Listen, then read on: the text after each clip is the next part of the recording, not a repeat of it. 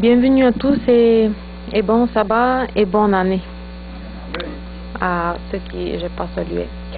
Aujourd'hui, j'ai choisi comme thème la Bible pour l'avenir et la fin du monde. On vient de lire un texte que j'aime beaucoup et je pense que tous nous aimons parce que nous savons que la Bible, toutes les promesses que Dieu nous donne, il fait quoi avec ces promesses? Est-ce qu'il les accomplit ou non? Oui. Puis ça, c'est une bonne promesse. Et nous espérons que ça va s'accomplir.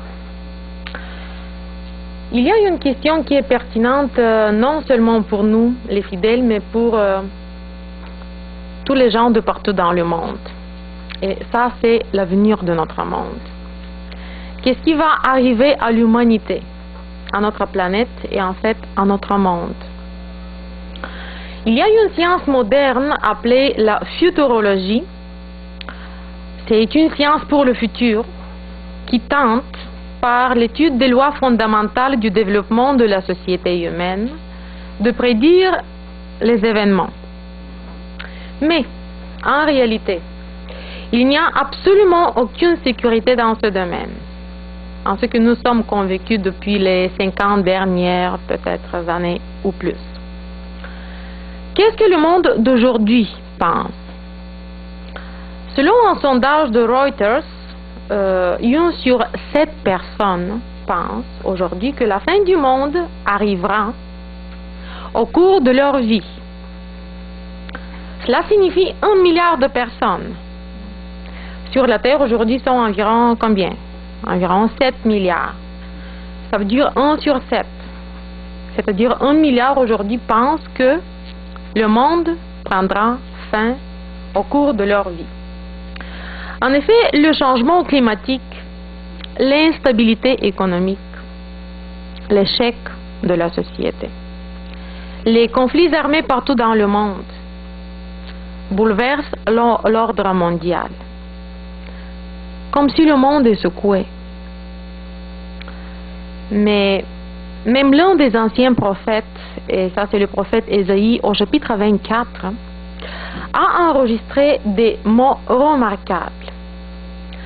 En fait, le livre du prophète Ésaïe concerne des choses liées surtout à son temps, à un proche avenir.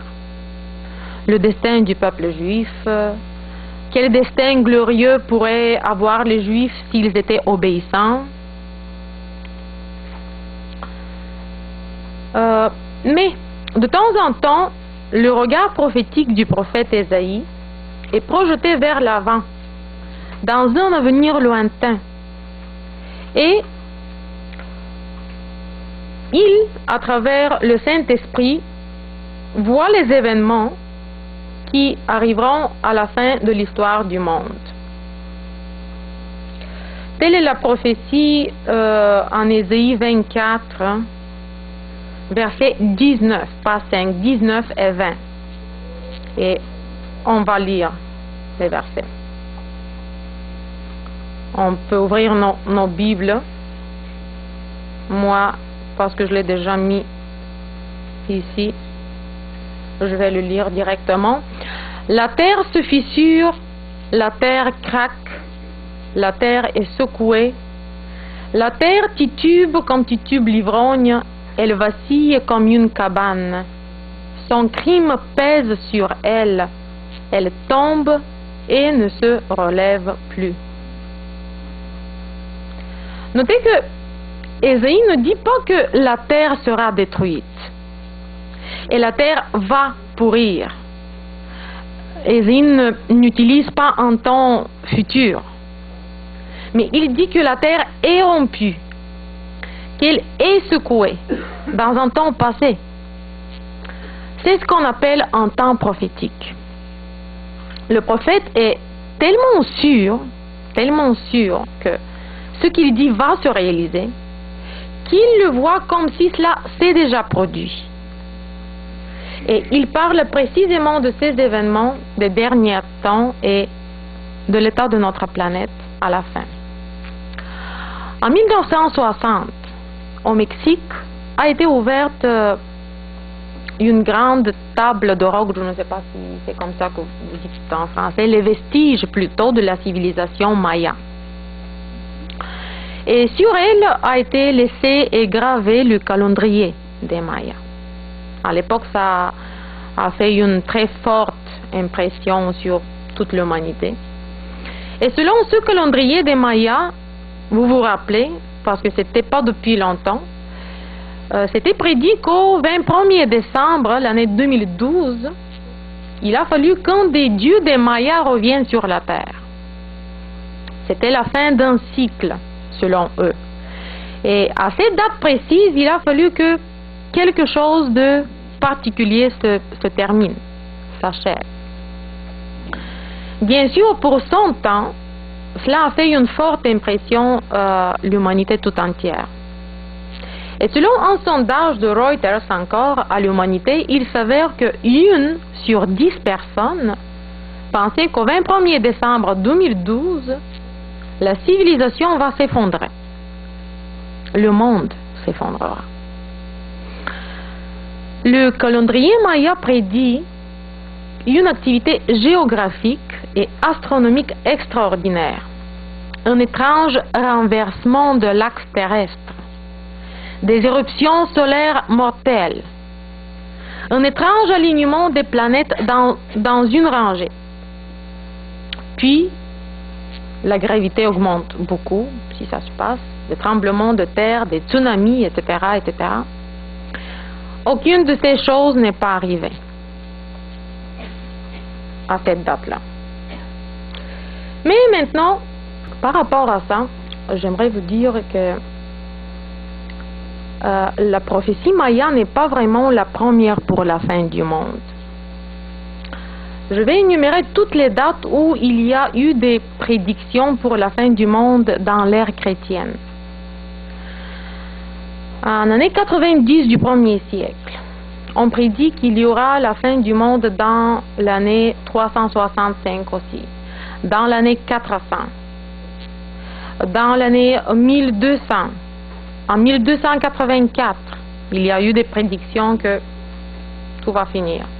En 1496, en l'année 1666, en 1689, en 1843, 1850, 1914, en l'année 2000. Il y a eu des prédictions sur la fin du monde. Ce qui est intéressant, c'est que les témoins de Jéhovah, depuis l'année de sa fondation, en 1874-1875, jusqu'en 1975, 9 fois ont fixé des dates pour la fin du monde. Il ne s'est pas produit une seule fois. Et donc, des données que nous avons eues nous montrent qu'un tiers de partout dans le monde des témoins de Jéhovah ont chuté de leur foi à cause de ça. Parce qu'il y a eu beaucoup de prédictions dans leurs églises, puis dans un moment, vu que les choses ne se produisent pas, ils ont chuté. Il faut dire qu'il n'y a aucun élément sur la terre afin de déterminer une date pour la fin du monde. Nous nous tournons vers la Bible qui est la parole de Dieu. Dans la Bible, il est prédit la vérité sur l'avenir de notre monde. Voilà pourquoi Dieu nous invite en Ésaïe 46, versets 9 à 11. Du verset 11, on va lire juste partie B. Oui, 46, 9 à 11. B. Souvenez-vous des premiers événements, car je suis Dieu et il n'y en a point d'autre. Je suis Dieu et rien n'est semblable à moi. J'annonce dès le commencement ce qui vient par la suite et longtemps d'avance ce qui n'est pas encore accompli. Je dis mon projet tiendra bon et j'exécuterai tout ce que je désire. Ce que j'ai dit, je le fais arriver. Ce que j'ai conçu, je l'exécute. Nous pouvons trouver la vérité sur l'avenir de notre monde, l'humanité et la planète uniquement dans la Bible.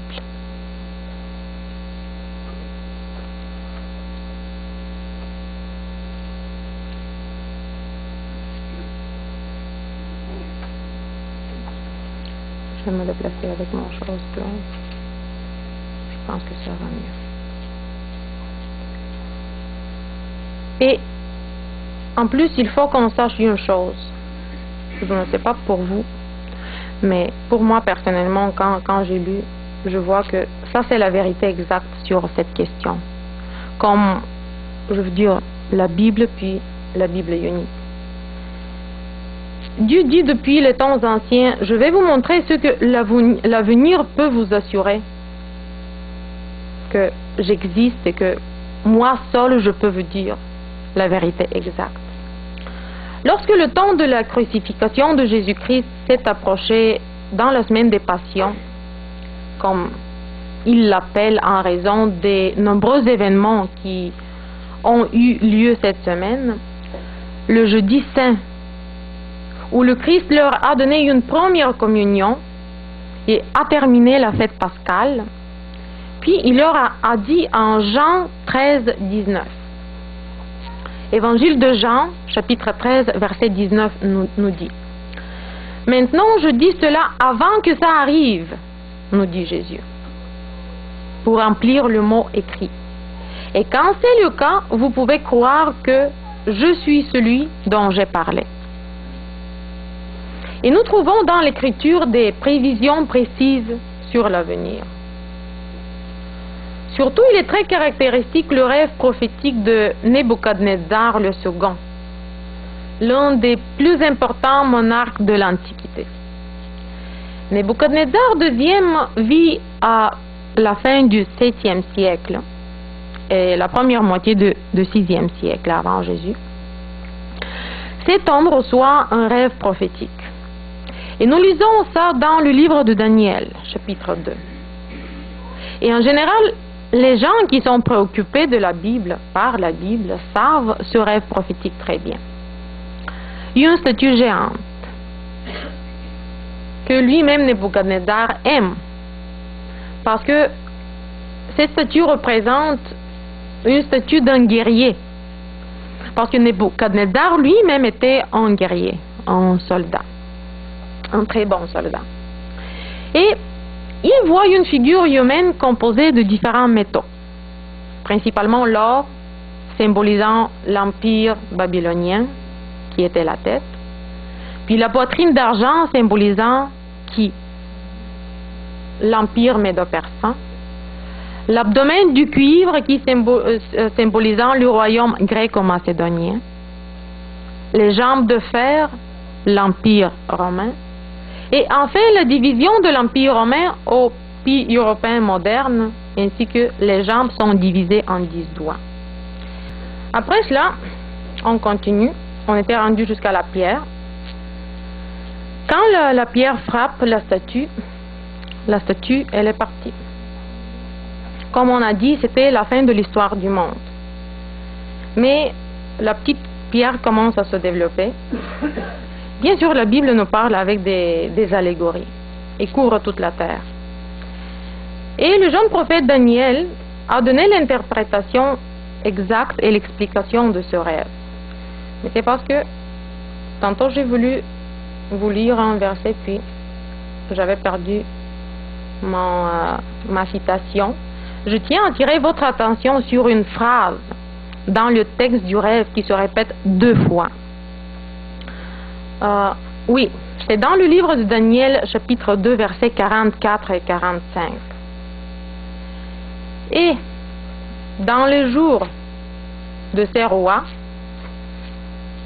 la cas d'une Europe divisée, on parle, la prophétie ne fait pas de distinction entre un roi et son royaume, quand elle parle d'une roi et de royaume. Dans le livre de Daniel, ils sont toujours utilisés de façon interchangeable.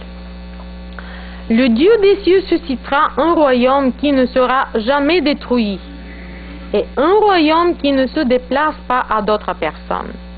Mais il brisera et anéantira tous ces royaumes et il lui-même subsistera éternellement. La chute de Pierre, vous m'avez dit, c'était quoi? La seconde venue.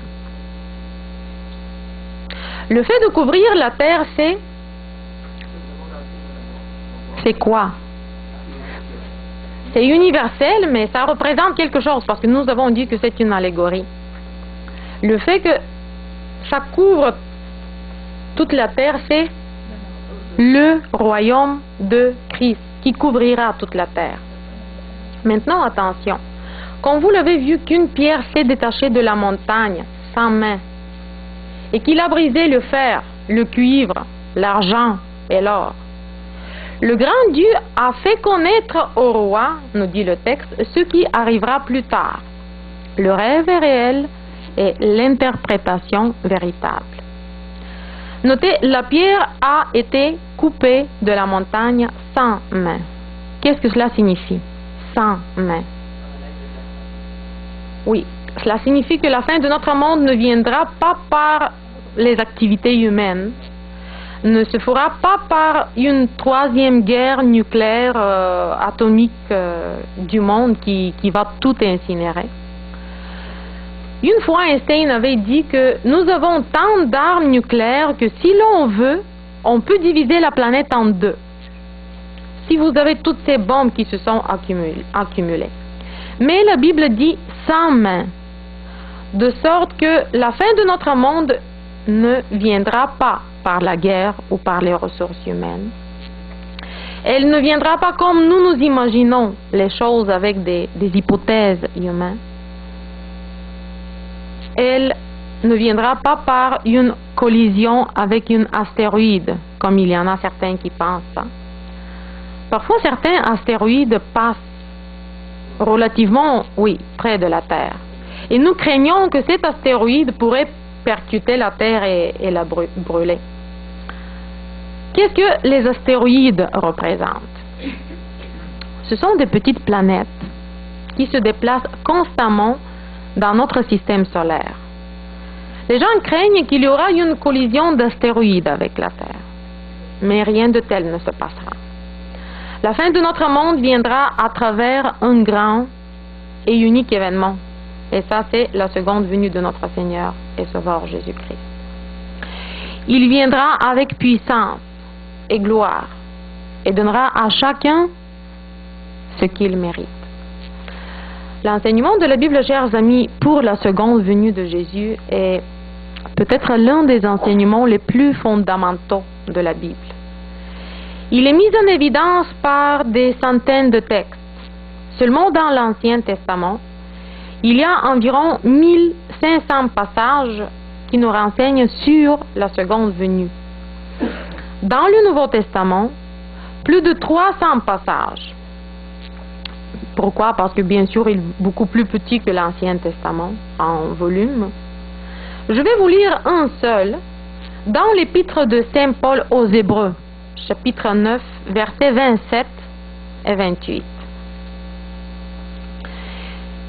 où il nous est dit: « Et comme il est réservé aux hommes de mourir une seule fois, et après la cour, et le Christ a été offert une fois pour les péchés de plusieurs, apparaîtra une seconde fois sans péché pour le salut de ceux qui l'attendent avec impatience. »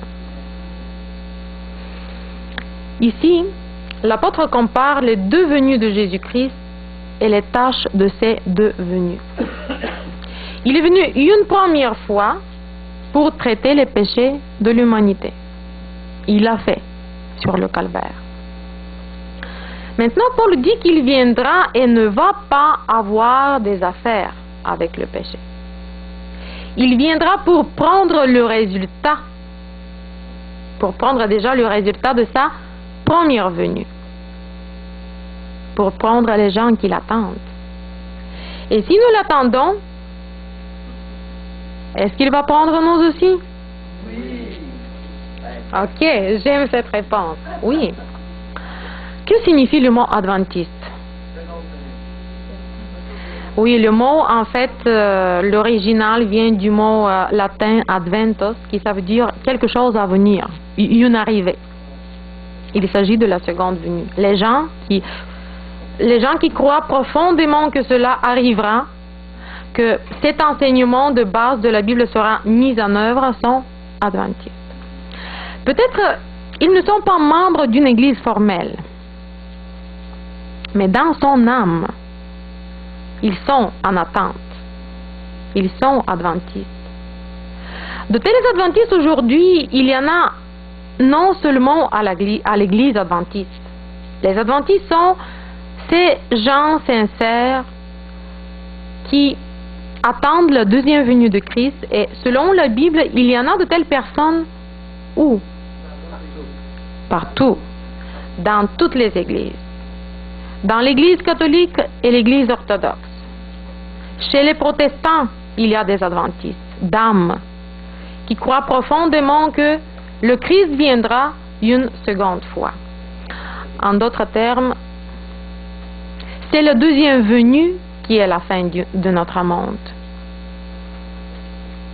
Dans son dernier sermon en Matthieu chapitre 24, on suppose que Jésus a prêché dans le grand mardi à ses disciples. Elle nous est présentée dans les 3 évangiles synoptiques, les chapitres parallèles. Je veux dire, Matthieu 24. Quel est le chapitre parallèle de Matthieu 24? Oui. Luc 21 et Marc quoi? Marc 13. Je vais lire Matthieu 24, versets 27 et 30. Il nous est dit: car, comme l'éclair part de l'Orient et brille jusqu'en Occident, ainsi sera l'avènement du Fils de l'homme, dit Jésus. Alors apparaîtra dans le ciel le signe du Fils de l'homme. Et alors toutes les tribus de la terre verront le Fils de l'homme venant sur la céleste nuée avec puissance et une grande gloire. Ce ne sera pas un événement secret, un enlèvement secret comme pensent certains. Oui, il y a des gens dans le monde protestant et catholique qui pensent qu'il va y avoir un enlèvement. Vous avez déjà entendu des histoires. Mais la Bible nous dit ici en Matthieu chapitre 24 que ce sera un événement mondial. Tout le monde va le voir et pleurer. Pourquoi pleurer? Parce qu'ils vont comprendre ce qu'ils perdent. Ils ont tourné le dos à Jésus. Ils l'ont pas accepté. Maintenant, quand leurs yeux se rencontrent avec les yeux enflammés de Jésus, ils vont comprendre quel sera leur sort. Mais attention, Jésus a dit, comme l'éclair part de l'Orient et brille jusqu'en Occident, ainsi sera l'avènement du Fils de l'homme. Donc Jésus nous dit qu'il viendra de l'Est. L'Est est la direction de Dieu. Dans les temps anciens, les gens pensaient que l'Est est la direction principale. Et généralement, les gens déterminaient les sens globaux quand ils tournaient leur figure à l'Est et répandaient leurs mains. Pourquoi nous disons que l'Est est la direction de Dieu? Parce que la Bible elle-même nous le dit. Il suffit de lire Ézéchiel, chapitre 43, versets 1 et 2. Tournons nos Bibles au Ézéchiel 43, chapitre 43, versets 1 et 2. Je vais le lire à haute voix. Et il me fit aller vers le porche qui était tourné vers l'Est. Et voici que la gloire de Dieu d'Israël s'avançait de l'Est. Sa voix était pareille au bruit de grosses eaux, et la terre resplendissait sa gloire. L'Est est la direction de Dieu. L'ange qui mettait le sceau dans Apocalypse chapitre 7, je veux dire, l'ange qui portait le sceau et qui a dit aux 4 anges, restez, restez, restez, vient d'où? De quelle direction? Il vient de l'Est aussi. Ainsi, nous voyons que l'Est est vraiment la direction de Dieu. Mais, nous nous demandons encore, comment sera la seconde venue de Jésus? Ici, je tiens à vous lire deux citations de l'Esprit de la prophétie. La première est du livre Premiers Écrits. Le serviteur de Dieu a décrit les événements à la fin de la 7e plaie. Parce que, en fait, la fin de la 7e plaie est en fait la seconde venue. Après la 7e plaie, il n'y a rien d'autre. Ellen White, dans l'Esprit de la prophétie, nous dit: des nuages sombres et lourds sont descendus et sont entrés en collision l'un avec l'autre. L'atmosphère s'est divisée en scissions et a coulé. Ensuite, nous avons pu voir à travers l'espace ouvert de l'Orient d'où venait la voix de Dieu. La ville sainte viendra à travers cet espace ouvert. Ellen White dit effectivement ici que la voix de Dieu venait de la direction d'Orient et que la Jérusalem céleste descendra précisément de cet espace ouvert, l'Orient. Qu'est-ce que représente la constellation d'Orion? Les astronomes pensent que c'est une des plus belles constellations. Il s'agit de deux trapèzes adjacentes l'un à l'autre, face avec les petits côtés. Là, il y a d'énormes étoiles. Certaines parmi elles sont des milliers de fois plus grandes que notre Soleil. Et nous savons que notre Soleil est beaucoup plus grand que notre planète Terre. Des étoiles comme Région, Bellatrix, Betelgeuse, etc. Mais la chose la plus intéressante à propos de l'Orion est la suivante. Il y a des constellations, chers amis, qui ne peuvent être vues que de l'atmosphère nord. Disons la Grande Ourse. N'est visible que de l'atmosphère, de l'hémisphère, nord. Jamais les habitants de l'hémisphère sud ne peuvent pas voir la Grande Ourse. Et il y a d'autres constellations qui sont visibles uniquement de l'hémisphère sud et ne peuvent pas être vues par les habitants de l'hémisphère nord. C'est ça ce qui est intéressant. Mais, ce qui est encore plus intéressant de noter que l'Orion est situé, comme sur la Terre nous avons un équateur, l'Orion est situé sur l'équateur céleste, qui divise la Terre en deux, l'hémisphère de nord et l'hémisphère de sud. Donc, si le Christ vient vraiment de l'Est, précisément de l'Orient, comme nous attendons, les gens des deux hémisphères seront en mesure de le voir. Parce que la constellation d'Orion est située vraiment sur l'équateur céleste. C'est ça ce qui est intéressant. C'est que il n'y aura pas des gens qui vont se plaindre en disant « mais j'ai manqué son retour ». Il n'y aura pas des gens qui peuvent manquer ce grand événement. Cette constellation est mentionnée 3 fois dans l'Écriture. Ainsi, selon la Bible et les paroles de l'Esprit de la prophétie, on suppose que peut-être le Christ viendra vraiment de la direction d'Orion, mais nous pouvons être absolument certains qu'il viendra de la direction de l'Est. Parce qu'il nous est dit comme l'éclair est visible de l'Est jusqu'à l'Ouest. Eh bien, la question peut-être la plus intéressante pour la plupart de nous est sur le temps de la venue du Christ. Et les disciples lui demandèrent « Et ce sera quand ?» Et nous lisons dans Matthieu chapitre 24 verset 3 « Et il s'assit sur les monts des Oliviers, et les disciples vinrent à lui en particulier disant « Dites-nous quand cela arrivera, et quel sera le signe de ton avènement et de la fin de l'âge ?» Même les disciples qui étaient en tout temps avec Jésus pendant 3 ans et demi, ils voulaient savoir. Et Matthieu 24, 36, verset 36, Christ leur répond. À ce stade, il se répand déjà dans l'ère chrétienne entière et commence à parler des événements qui se produiront dans l'ensemble de l'ère chrétienne. Je veux dire les 2000 années après. Et au verset 36, il leur dit: pour ce qui est de jour et de l'heure, personne ne les connaît, ni les anges dans le ciel, ni le Fils, mais le Père seul. Et le Christ a dit un non catégorique à toute tentative des excentriques, des gens excentriques qui veulent déterminer des dates de la seconde venue. Il a dit: personne ne sait. Mais ce qui va arriver, que quelques semaines plus tard, lors de la dernière réunion dans Actes chapitre 2, une deuxième fois, il a été demandé par ses disciples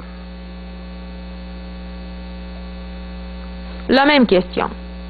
Mais cette fois-ci, Christ était plus dur avec eux et il leur a dit: ce n'est pas à vous de connaître les temps et les années, non seulement le jour et l'heure, mais aussi les temps et les années que Dieu le Père a dans son propre pouvoir.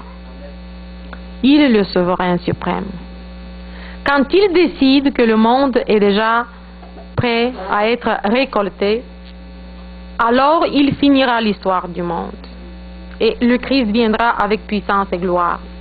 Je veux lire un autre passage du livre La tragédie des siècles. Avant, ça s'appelait La grande controverse.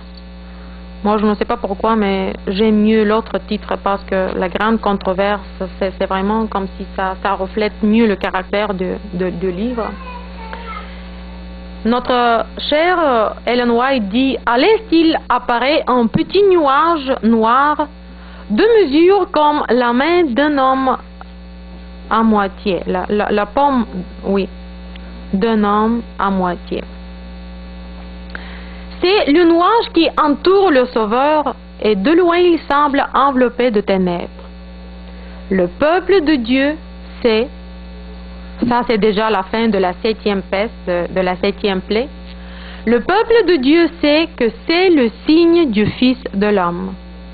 Dans un silence solennel, tout en regardant celui qui s'approche de la terre, il devient plus clair et glorieux, jusqu'à ce qu'il se développe dans un grand nuage blanc, dont la base ressemble à un feu dévorant, et au-dessus du ciel, l'arc de l'Alliance.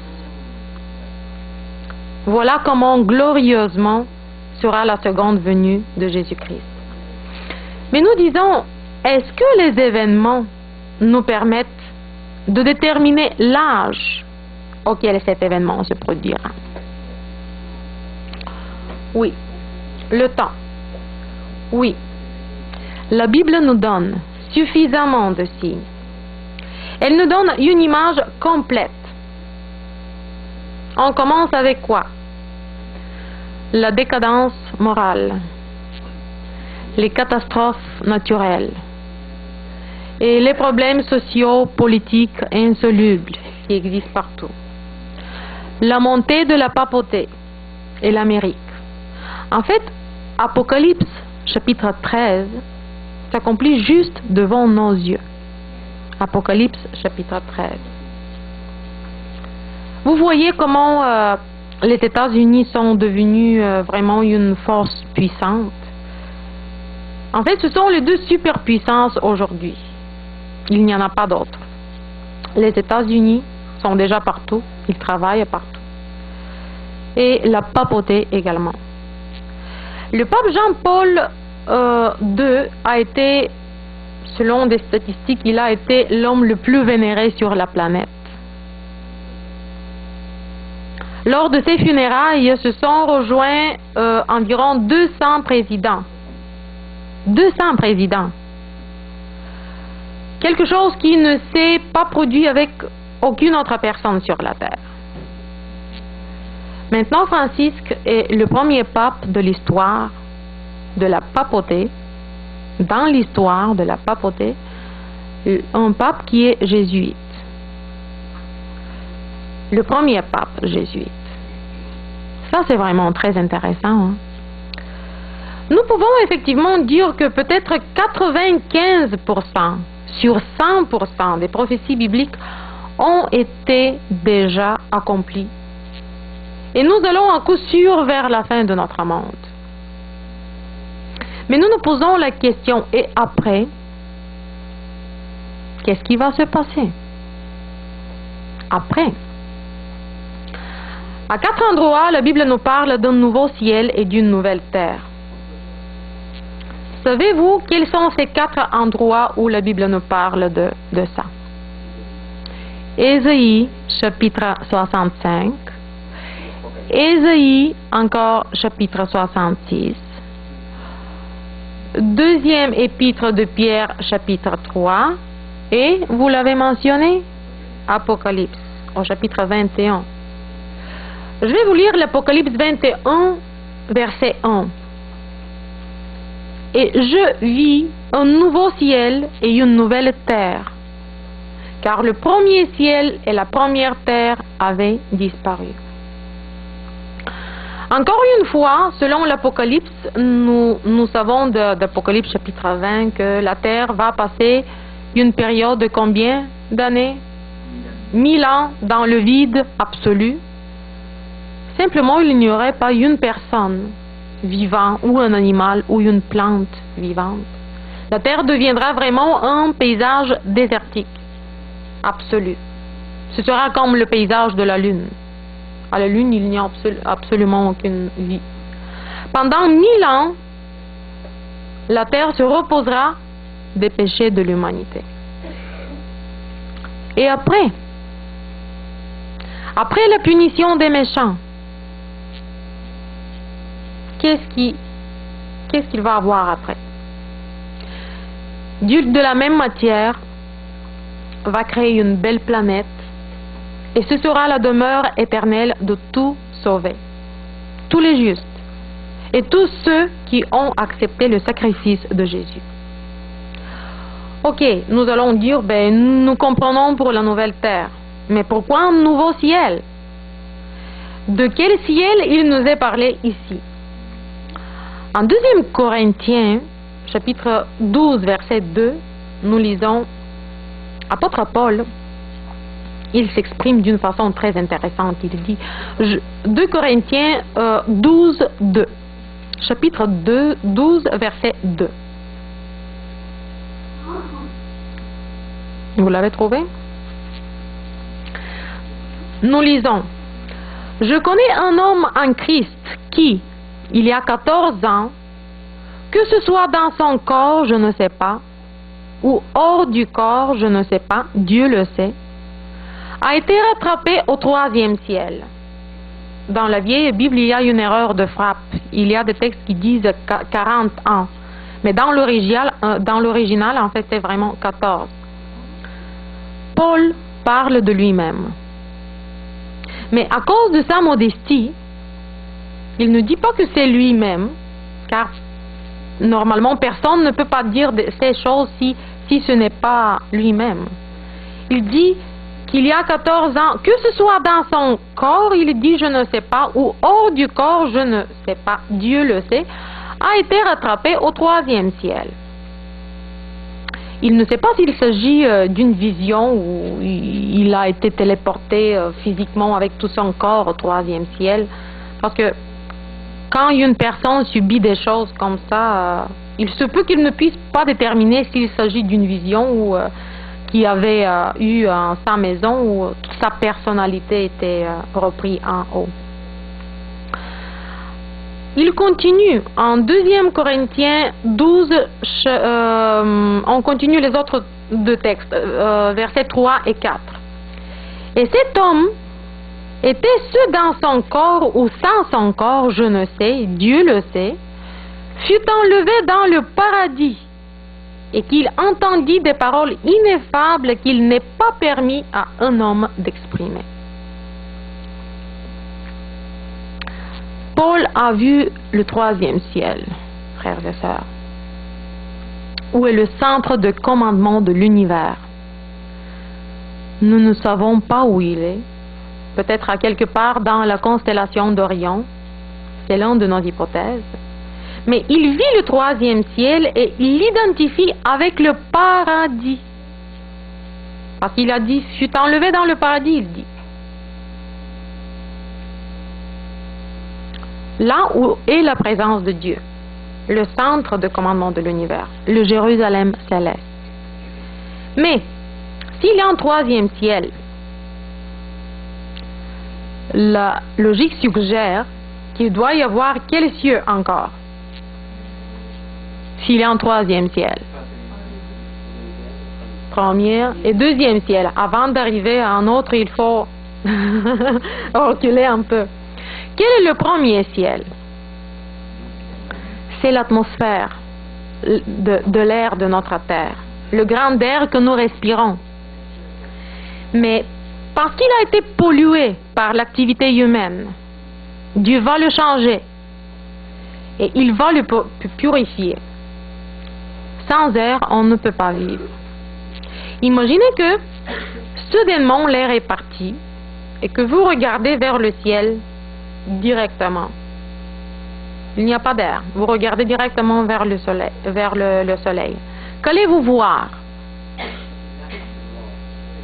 Vous verrez un soleil très brillant et un ciel très très noir, comme a dit Sébastien. Comme du goudron. Est-ce que c'est ça le... Oui. Noir comme goudron. Je ne sais pas si ça existe comme expression chez vous, mais c'est ça la substance peut-être qui peut décrire mieux le noir qu'on peut voir. La lumière du soleil est une lumière complexe. Et là, un large éventail en combinant ces particules, ça peut nous donner de la lumière blanche qu'on appelle. Mais lorsque cette lumière passe à travers les particules de l'air, ces particules conservent toutes les autres couleurs et ne permettent que la couleur bleue à traverser. Voilà pourquoi quand nous regardons, nous voyons ce merveilleux bleu du ciel qui jouit nos esprits et nos âmes et nos cœurs. En d'autres termes, Dieu va créer une nouvelle enveloppe de l'air pur de la terre. Ça, c'est le premier ciel, en fait. Quel est le deuxième ciel? Qu'est-ce que vous en pensez? C'est le monde spatial, le cosmos, les planètes, les galaxies, les comètes, tout l'ensemble du vaste univers. Ça, c'est le deuxième ciel. Et naturellement, le troisième ciel, c'est le centre de commandement de l'univers, la présence, là où est la présence de Dieu, le trône de Dieu est là. Et ainsi nous dit la Bible, un ciel nouveau et une terre nouvelle. Et puis, Dieu réalisera l'un de ses désirs fondamentaux, de vivre avec sa création. Savez-vous, chers amis, que Dieu a aussi des rêves? Nous disons que nous, on a des rêves. Est-ce que vous pensez que Dieu a un rêve aussi? C'est quoi son rêve? Le plus grand rêve de la divinité, dans tous les temps et dans toute l'histoire, a été quoi? De vivre, exactement, de vivre avec celui qu'il a créé avec tant d'amour. Oui, son mariage avec nous. Dieu veut juste vivre avec les justes, avec ses enfants, avec ceux qu'il a créés. Eh bien, jusqu'à ce jour, ce rêve divin ne pourrait pas arriver parce que l'homme est un pécheur. Puis Jésus nous dit que rien d'impur ne va pas entrer dans le ciel. Mais finalement, ce rêve divin va se réaliser. Et nous lisons le texte avec lequel on a commencé tantôt, Apocalypse 21, versets 3 à 5. Et j'entendis une grande voix du ciel disant, voici le tabernacle de Dieu est avec les hommes, et il habitera avec eux. Ils seront son peuple, et Dieu lui-même sera avec eux, leur Dieu. Il essuiera toute larme de leurs yeux, et la mort ne sera plus. Ni il y aura de deuil déjà, ni cri, ni douleur, car les premières choses ont disparu. Et l'assis sur le trône, qui est l'assis sur le trône? Oui, c'est peut-être Dieu le Père aussi. Il dit, voici, je renouvelle tout. Et il dit, écris, car ces paroles sont certaines et véritables. Il commencera un temps où Dieu habitera avec l'homme. Quelle sera cette vie? Qu'est-ce que nous allons garder? Et qu'est-ce que nous allons perdre? Nous allons garder toute notre personnalité unique. Nous allons garder nos talents, notre sagesse, quand je dis sagesse, pas sagesse humaine, mais nos connaissances, même notre sens de l'humour, si vous voulez. Qu'allons-nous perdre, les amis? La seule chose, oui, ça, le plus important, notre nature pécheresse, mais la seule chose que nous perdrons et quelque chose pour laquelle on ne va pas regretter que nous l'avons perdu, ça sera notre égoïsme. Pourquoi je dis ça? Parce que dans le nouveau monde, tout le monde va aimer et respecter et honorer tout le monde. Il n'y aura plus de haine. Allons-nous nous reconnaître? Oui, bien sûr. Nous nous reconnaîtrons par des caractéristiques particulières. Comme les disciples de Jésus ont reconnu Jésus. Nous nous reconnaîtrons peut-être par nos manières, en apparence, dans la voix, dans certaines particularités individuelles. Mais nous nous reconnaîtrons. Quelle sera la communauté humaine sur la terre? Je parle sur la terre nouvelle, renouvelée. Elle ne sera plus construite sur une base sexuelle, mais sur une base spirituelle. Jadis, dans le temps de Christ, l'État juif a été divisé en plusieurs partis politiques religieux. Il y avait des pharisiens, vous avez lu puis entendu déjà, puis dans la Bible, certains de ces partis nous sont bien décrits. Il y avait des pharisiens, des sadducéens, des esséniens, des hérodiens, des zélotes. Quels ont été les zélotes? L'un des disciples de Christ, Simon, il était un zélote. Les zélotes, c'était des fanatiques un peu extrêmes. Ils étaient des nationalistes extrêmes. Les pharisiens étaient quoi? Ils étaient la société principale. Les sadducéens étaient les plus éclairés, mais malheureusement, ils étaient, pour ainsi dire, des matérialistes. Ils croyaient en Dieu, mais ils ne croyaient pas qu'il y aura une résurrection et qu'il y aura une autre vie après la mort.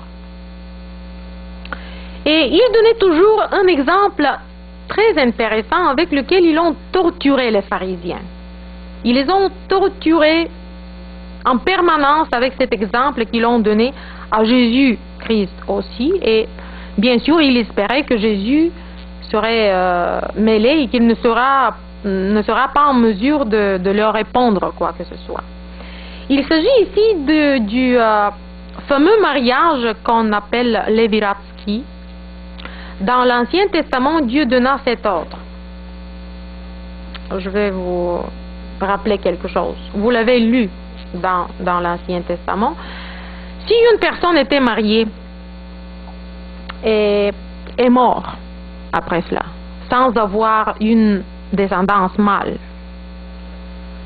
le plus proche parent dans la famille devait se marier pour la veuve. Et le premier fils né devait porter le nom du frère décédé dans le but que son nom puisse être gardé, ses biens, sa postérité aussi, etc. Et les Sadducéens disaient aux pharisiens ce proverbe. Il y avait 7 frères. Le premier s'est marié, sans enfant, il est mort. Le deuxième, le troisième, tous se sont mariés. Ils n'avaient pas d'enfants. À qui sera épouse cette femme dans le nouveau monde? Et à cette question-là, les pharisiens n'avaient pas de réponse. Tandis que les Sadducéens constamment les torturaient avec cette question. Et ils l'ont posée à Jésus aussi. Et regardez comment Jésus répondit alors. Nous lisons ça dans l'évangile de Matthieu, chapitre 22, versets 29 et 30. Mais Jésus leur répondit. Savez-vous, Jésus, qu'est-ce qu'il leur a dit? Vous êtes dans l'erreur parce que vous ne comprenez ni les Écritures ni la puissance de Dieu. Car, il a dit, à la résurrection, les hommes ne prendront pas de femmes ni les femmes de Marie, mais ils seront comme les anges de Dieu dans le ciel.